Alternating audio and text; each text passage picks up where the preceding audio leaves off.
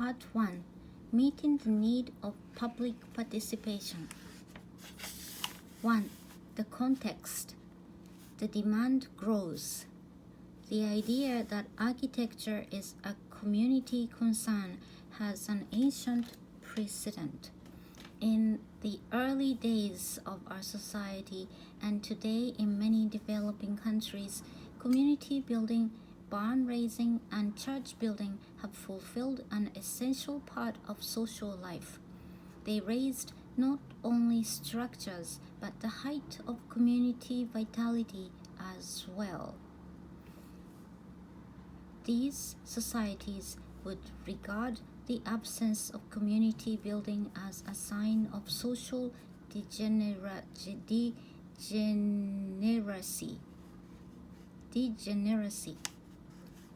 At present, the typical community rarely participates in the creation of its architecture. Social alienation and inhuman environments are a common condition of urban life. Co-design counters this situation by involving the community in the design of its environment. Historically, community involvement has been recognized as carrying great social and cultural significance. Sir Kenneth Clark quotes old chronicles. In the year 1144, they say, when the towers seemed to be rising as if by magic, the faithful harnessed themselves to the carts which were bringing stone and dragged them from the quarry to the cathedral. The enthusiasm spread throughout France. Men and women come from far away carrying heavy burdens of provisions for the workmen, wine, oil, corn. Amongst them were lords and ladies pulling carts with the rest. There was perfect discipline and a most profound silence. All hearts were united, and each man forgave his enemies. Many of us sense this unity in a shared accomplishment of putting on a play or decorating a Christmas tree. We glow in the feelings of fondness for one another, congratulate each other for the success, and encourage those who do less well. Our vitality as a group or as a family becomes stronger. In the co-design workshops, we witness the same glow, the same friendliness in the participants, and the growth of healthy vitality in the community. The collective creativity causes neglected public buildings and open spaces to come alive and vandalism to cease. Writing on the importance of social involvement in the arts, Frank Avery Wilson states, not only can individuals be healed, but entire societies.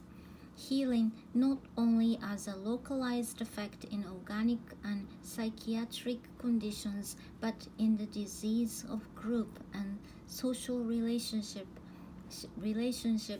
as a whole will then take place. Architecture, including urban design and landscape, exceeds all other arts in its size and social effect.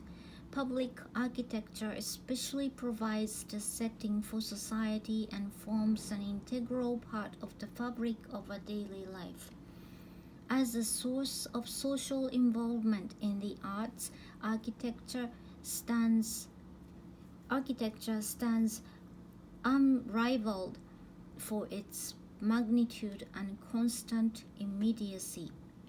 Everyone may claim an interest in the design of public architecture because it affects the life of the entire community. After participating in design, people claim a share in its success and are reminded of it daily for years. People grow to feel at one with the community when its architecture reflects their shared values. participation in architectural design counters alienation,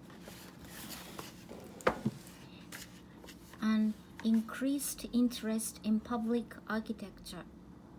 The public nature of architecture has long been recognized. Leon Battista Alberti, one of the founders of Renaissance architecture, wrote in the 1450s that architecture applies to the social interest, and he is credited with viewing it entirely as a civic activity. John Ruskin, in the mid-1800s, advocated architecture is an art for all men to learn because all are concerned with it. William Morris, in the early 1900s, called for citizens to take responsibility for the greatness of architecture, which embraces the whole life of man. Neither can we hand over our interest in it to a little band of learned men and bid them seek and discover and fashion.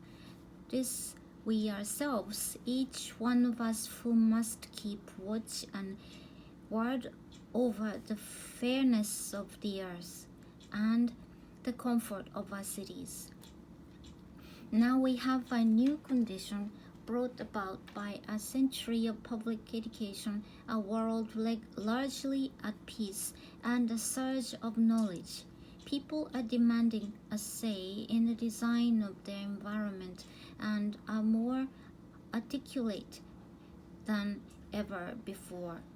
Alvin Toffler, writing of the rise of participatory democracy, states, "Circumstances differ from country to country, but never in history have there been so many reasonably educated people collectively armed with so incredible a range of knowledge. Never have so many enjoyed so high a level of affluence, precarious perhaps, yet ample enough to allow them time and energy for civic concern and action. Never have so many been able to travel, to communicate, and to learn so much from other cultures." The knowledge and articulation of the public fuel the co-design process. Communities ask for help to enable them to participate in the design of their neighborhoods. Co-design methods develop in response to these very needs and to the conditions that arise in the process of design discussion. However, these methods differ from conventional design process. Nothing in traditional architectural education nor in architectural practice prepares one for designing with the public. Education in schools of architecture needs a wider focus to include social issues, community organization, and strategies and skills in communicating with large groups of people.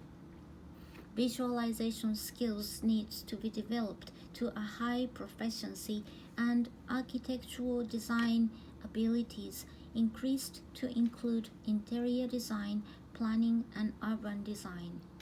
New method must be developed to parallel new attitudes towards community design.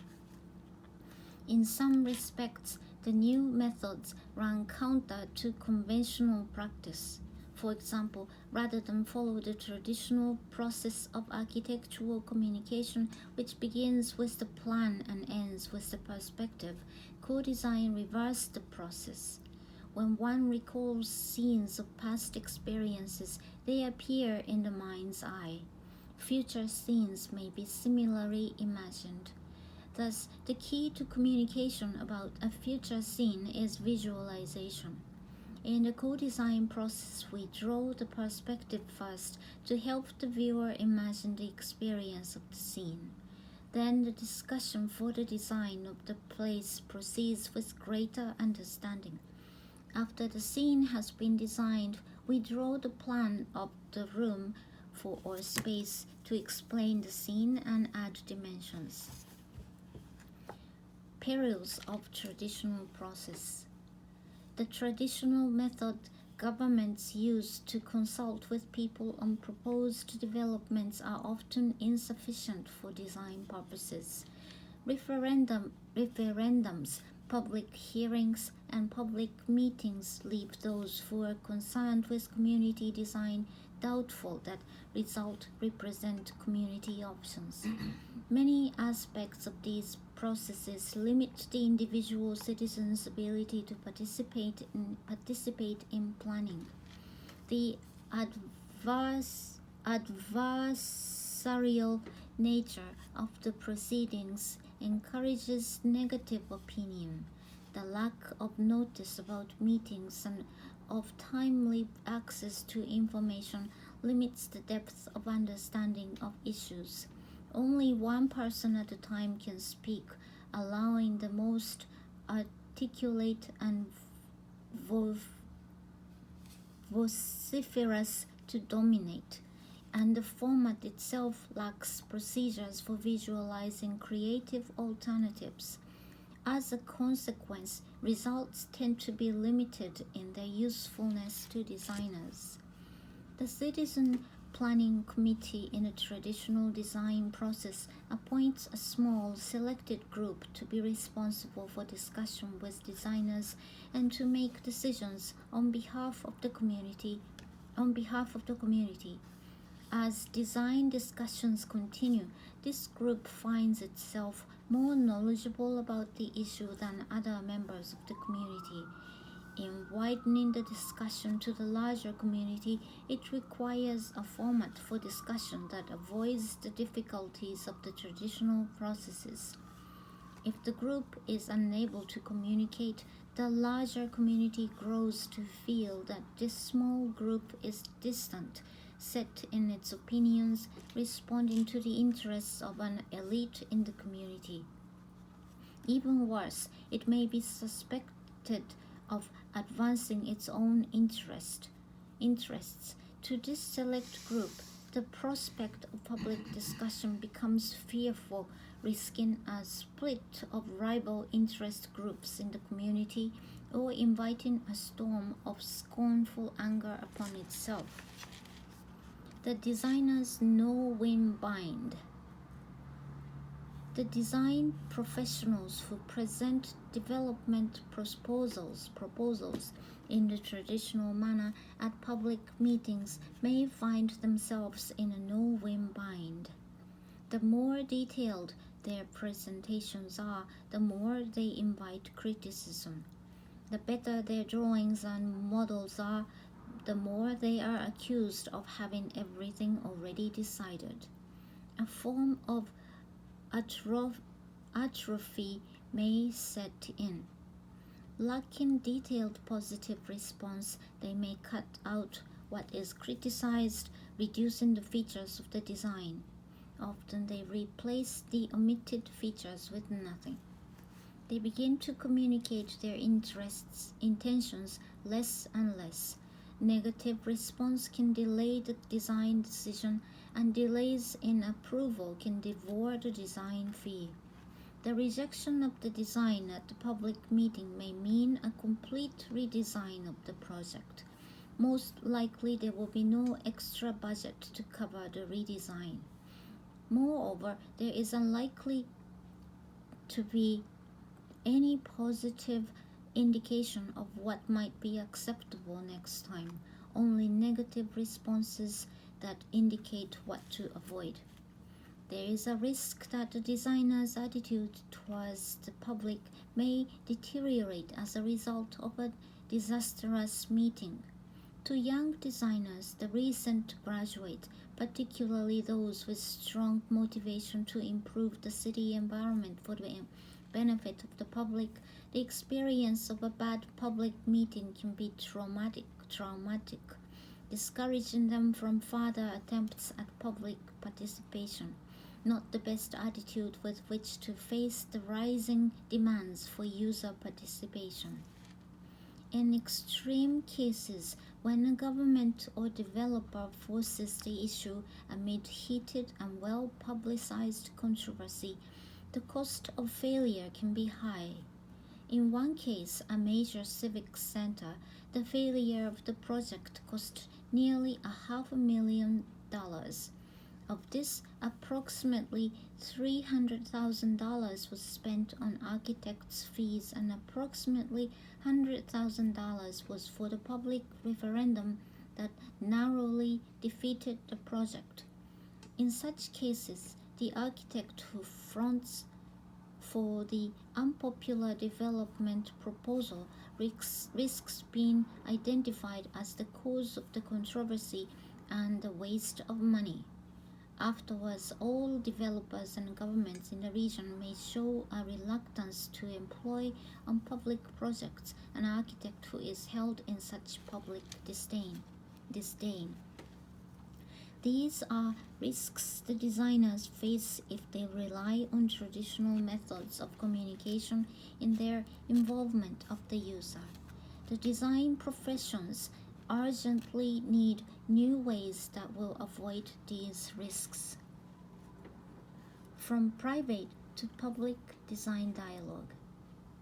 The conventional development process can alienate the people who are affected by the changes but are not involved in the design discussions. Children can be affected inadvertently when a bulldozer destroys the vacant lot that is their play area in preparation for building. They suffer a loss of control over part of their lives. Adults also can experience alienation. They learn to love their environment or at least become used to it, and then an architect may come along and plan changes without involving those who might be affected. They feel the same sense of lost control over their lives because the environment has become a part of their lives. The story is different, however, when an architect deals with a private client and involves the client in a design dialogue. Architects do not normally alienate their private clients. When private clients talk to an architect of the new life that they foresee in the new environment, they begin to shape the design. The dialogue sets out design criteria against which the qualities and limitations of the site can be examined, cost priorities measured, and then the completed design judged. The dialogue that creates these criteria plays a key role in the progress and success of the design, and architects devote much care and time to it. The dialogue has a certain characteristic. Talk centers on the life and the clients foresee what they see themselves doing in their daily lives and on so special occasions until a picture is built up of the way they wish to live. Consideration focuses on the effects of the environment that the clients prefer in terms of light, space, movement, mood, and perception through all the senses. Premature design solutions are avoided until both clients and architect understand the complete picture of the design criteria. Time is spent on the site, experiencing it in order to note its qualities in relation to the life of the client. The dialogue involves all the users, for example, the whole family rather than just the head of the family. These characteristics are founded on long architectural experience. If they are not observed, trouble will follow. For example, if the husband attempts to say what his wife would prefer. Arguments also arise if solutions are offered before the clients have explored their thinking. Community planning practices that ignore the principles of this dialogue invite alienation. This includes the presentation of plans without discussion, reliance on technical site data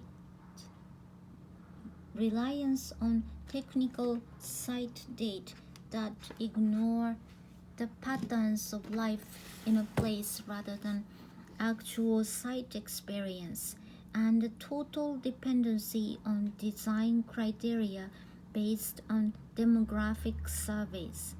While these practices help designers know what is wanted, they omit the essential act of creative community participation.